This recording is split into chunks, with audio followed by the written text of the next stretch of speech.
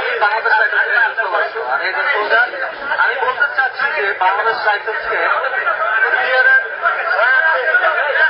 ভিতরে অনেক army officer ছিল, তাদের ভিতরে একজন কমান থাকে সর্বোচ্চ যে কমান করে তার নাম শাকিল আহমেদ, বাংলাদেশ রাইফেলস মহাপ্রধান।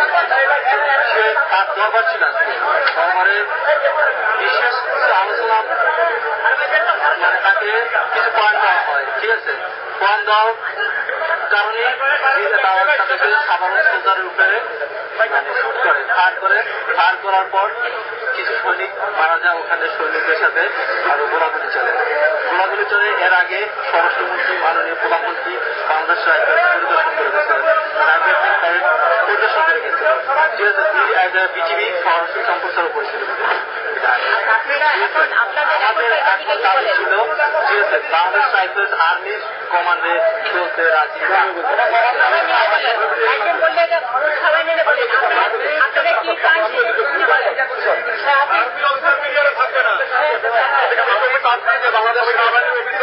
কমান করে বিডিআর স্বাধীন হওয়ার পর থেকে বিডিআর স্বাধীন হয়নি, এখন পর্যন্ত আর্মি অফিসার কমান করে। আমরা আর্মি অফিসার বিডিআর পাইনি।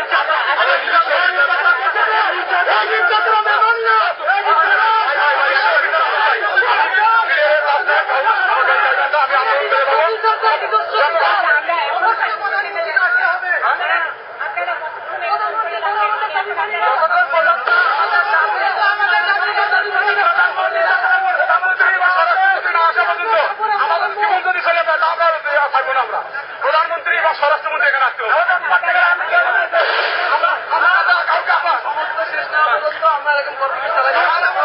আমাদের দাবি আমরা যদি গাড়িতে আসতে হবে না, সে সরাসরি আমাদের হেঁটে আসতে হবে।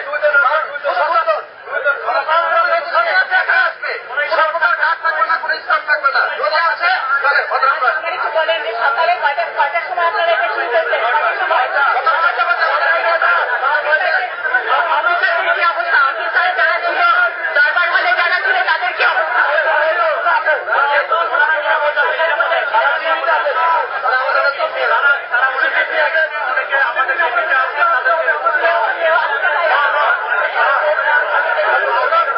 প্রধানমন্ত্রী এবং স্বরাষ্ট্রমন্ত্রী যদি আসতে চান, বাংলাদেশের বাড়িতে ডিফেন্স দিতে ডিফেন্স তুলে নিয়ে আসবে, ডিফেন্স তুলে নিবে, তারপরে আমাদের কাছে আসবে। তা নাহলে আমরা আমার দাবি মানবই। গুলি চালা যাওয়ার আমরা সেনাবাহিনীকে বলতে চাই, সেনাবাহিনী ওরা আমাদের ভাই, ওরা খুব ভালোভাবে জানে বিজেপির কি অন্যায় অবিচার চলে। আমরা সৈনিক হয়ে একটা স্বাধীনভাবে চলাফেরা করতে পারি না। আমাদের নিজের ডিপার্টমেন্ট, আমরা নিজেরা কোনো আমরা অনেক দিনের এটা খুব আজকে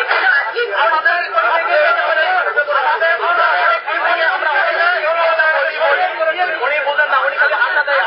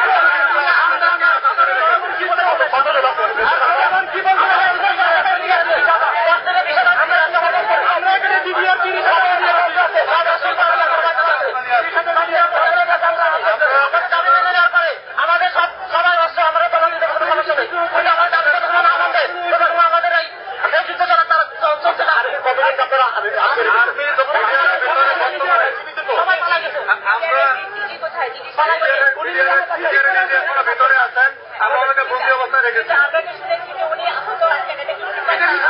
মিথ্যা কথা, আমরা ওনাদের কোনো ক্ষতি করি নাই। আমাদের শরীরকে যখন হামলা করেছে তখন আমরা তাদেরকে বন্দি অবস্থায় রেখেছি। আহত কিছু আপনাদের আহত হয়েছে, 10-15 জন একজন নিহত হয়েছে। অফিসার, হ্যাঁ অফিসার একজন নিহত হয়েছে। নাম বলা যাবে না, নাম বলা যাবে না, ঠিক নাম জানিয়ে আহত অবস্থায় হাসপাতালে আমাদের বিডিআর হাসপাতালে অনেকে আছেন এবং ঢাকা মেডিকেলে অনেকে চলে গেছেন। আমাদের সকালে যখন সূত্রপাত্র তাকে বলা হয়েছে, এখন আমরা ওনাদেরকে আটক অবস্থায় রাখছি যাতে আমাদের দাবিগুলা মাননীয় প্রধানমন্ত্রী এবং স্বরাষ্ট্রমন্ত্রী আমাদের দাবি মানবেন এবং পিলখানার আগে সারা বাংলাদেশ থেকে বিডিআর যত অফিসার